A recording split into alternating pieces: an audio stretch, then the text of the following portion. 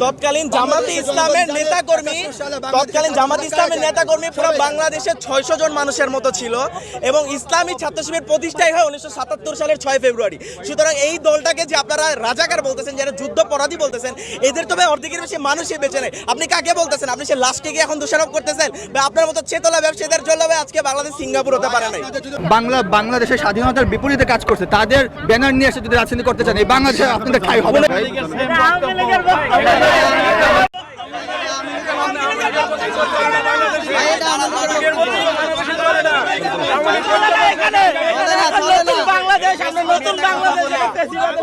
আচ্ছা ভাই, আমাদেরকে বারবার কথায় কথা বলছে যুদ্ধপরাধী। এই কথাটা আমরা যদি যুদ্ধপরাধী হই, কেন বারবার আমাদের সাথেই জোট করা হয়? কেনই দিন শেষে আমাদেরকে 2001 সালে বরং বারবারই আমাদের সাথে খালি কানেক্টেডই না, আমাদের মাননীয় সাবেক প্রধানমন্ত্রী খালেদা জিয়া উনিও আমাদেরকে বলেছেন যে রাজাকার তকমাটা আওয়ামী ফ্যাসিবাদ ইনি দেওয়া শুরু করেছে। আমি বলতেছি যে আমাদের আপনাদের সাবেক মাননীয় প্রধানমন্ত্রী যে খালেদা জিয়া উনিও আমাদের পক্ষেও কথা বলেছেন যে রাজাকার এই দলটা আসলে না, আপনি একটা ইন্ডিভিজুয়াল কিছু মানুষের জন্য পুরো দলটাকে, পুরো সংগঠনটাকে, পুরো দেশের এই আনাচে কোনাচেতে থাকা মানুষগুলোকে আপনি রাজাকার তকমা দিতে পারেন না। তাহলে আপনার আর আওয়ামী লীগের ভিতর কোনো পার্থক্য নেই। 53 বছর পরে এসে এই যে আওয়ামী ভারতীয় ন্যারেটিভ এইটা দাঁড় করছেন কেন? এইটা দিয়ে বিভাজন তৈরি করছেন কেন? 76 সনে শহীদ প্রেসিডেন্ট জিয়াউর রহমান তিনি কি বুঝতেন না এদেশের রাজাকারকে? তিনি তো এই দেশে ওপেন রাজনীতির সুযোগ দিয়েছেন। তাহলে আপনাকে প্রশ্ন করতে হবে, শহীদ প্রেসিডেন্ট জিয়াউর রহমান কি ভুল করেছে? আচ্ছা, এবার আমরা ধরে নিলাম উনি ভুল করছে কিনা, না উনি ভুল করে নেই। তারপরে উনার উত্তরসূরি হিসেবে বেগম খালেদা জিয়া খুবই রেসপেক্টেড পার্সন আমাদের কাছে। উনি গণতন্ত্রের আপসহীন নেত্রী। উনি কি ভুল করেছে? তাহলে আপনারা উনার রাজনীতি বাদ দিয়ে অন্য রাজনীতি করতেছেন। উনার রাজনীতিকে আপনারা বয়কট করছেন কেন? আপনারা ভারতীয় ন্যারেটিভ 53 বছরে যা চলছে এখন আর চলে না। এখন নতুন প্রজন্ম তারা চায় তাদের ভাতের অধিকার, তাদের পেটে ভাত যাবে, তারা শিক্ষা পাবে, তারা মানবিক জীবন যাপন এবং নাগরিক অধিকার এইটা নিশ্চিত করতে হবে। আপনি ওই বয়ান দিয়ে বিভাজন তৈরি করতে পারবেন না তরুণ রাজনীতির ভিতরে। যেটা পারবেন সেটা হচ্ছে আপনি আস্তে আস্তে রাজনীতি থেকে মাইনাস হয়ে যাবে। এটাই নিয়ম, মাইনাস হয়ে যাবে। ভাই একটা কথা বলতে চাই আমি, বড় বিষয়টা হলো এইটা হলো যে আমরা যেভাবে হয়েছিস কে আমরা হটাইছি, এই যে ঐক্যটা হচ্ছে আমাদের সবচেয়ে জরুরি। বিনষ্ট করছে কারা? বিনষ্ট করেছেন। আচ্ছা, এখনো আমি ওটা বলতে চাই না বিনষ্ট করে করছে। বিষয়টা হচ্ছে আমাদের এই উপদেষ্টা মণ্ডলীর ভিতরে কিছু অথর্ব অযোগ্য লোক আছেন। এটাই সত্য। তারা আমাদের যে চেতনা, আমাদের যে আকাঙ্ক্ষাগুলি সেটা সরাসরি তারা খুব একটা করতে পারেনি, মানে বাস্তবায়নটা স্লো গতিতে। তবে আমরা আশা রাখি এটা হবে। কিন্তু আপনারা যারা অন্যান্য দলের সঙ্গী সাথী আছেন তারা চিন্তা করেন আমরা যাতে একটা উন্নত আদর্শ রাষ্ট্র গড়তে পারি, সেইটা আমাদের মূল লক্ষ্য হওয়া উচিত। আপনি এখন যদি ওই 71 সনের চেতনা বিক্রি করতে আসেন এই বাজারে, এই চেতনা কেউ খাবে না। কারণ বেগম খালেদা জিয়াও জানতেন এবং জিয়াউর রহমানও জানতেন যে কারা। তা না হলে তো এই যে আওয়ামী লীগের সময় একটা লিস্ট তৈরি হয়েছে, সেই লিস্টে কাদের সংখ্যা বেশি?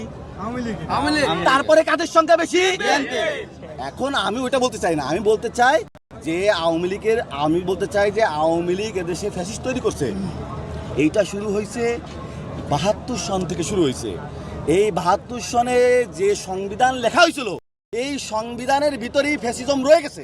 তাহলে আপনি এই তামাদি সংবিধান রেখে কি করে আপনি একটা গণতান্ত্রিক শাসন ব্যবস্থা তৈরি করবেন? সুতরাং এই তামাদি সংবিধান বাতিল করতে হবে।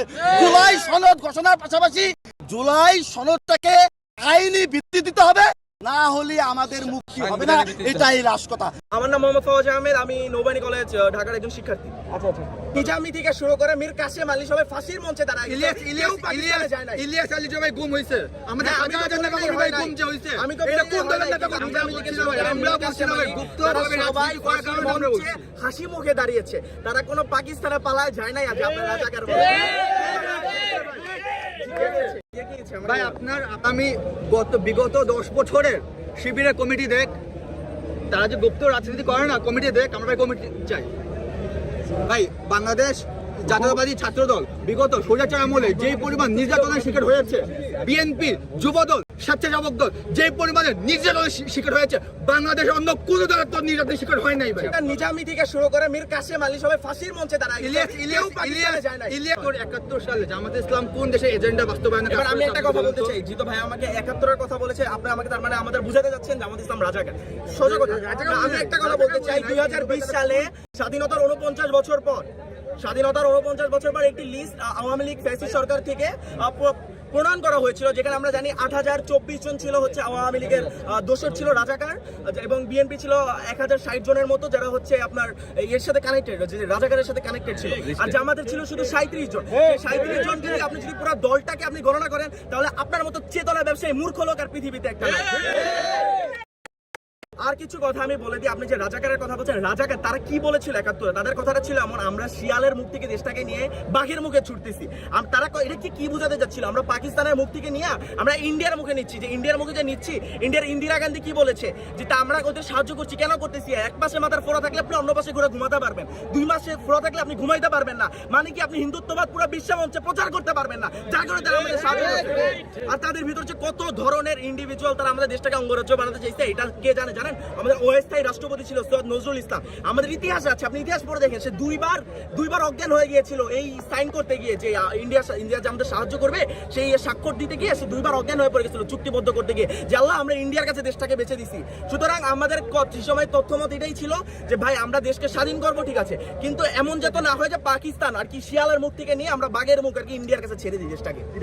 আমি ভাই পরিশেষে এটাই বলতে চাই, যা হয়েছে, কিন্তু এখন থেকে আমরা যাতে ঐক্যবদ্ধভাবে নতুন বাংলাদেশ বিনির্মাণ গড়ার লক্ষ্যে কাজ করতে পারি, বিএনপি জামাত এনসিপি সবাই মিলে। আশা করি অবশ্যই ইউনূস, যেহেতু আপনার মাননীয় প্রধান উপদেষ্টা ইউনূস সাহেব যেহেতু আপনার কথা দিয়েছেন আমাদের ভারপ্রাপ্ত চেয়ারম্যান তারেক রহমানকে, যে ফেব্রুয়ারির মধ্যে নির্বাচন হবে, আশা করি এই কথা উনি রাখবেন এবং আপনার একটা গণতন্ত্র উপায় একটা সরকার ক্ষমতায় যাবে এবং বাংলাদেশের জনগণের আশা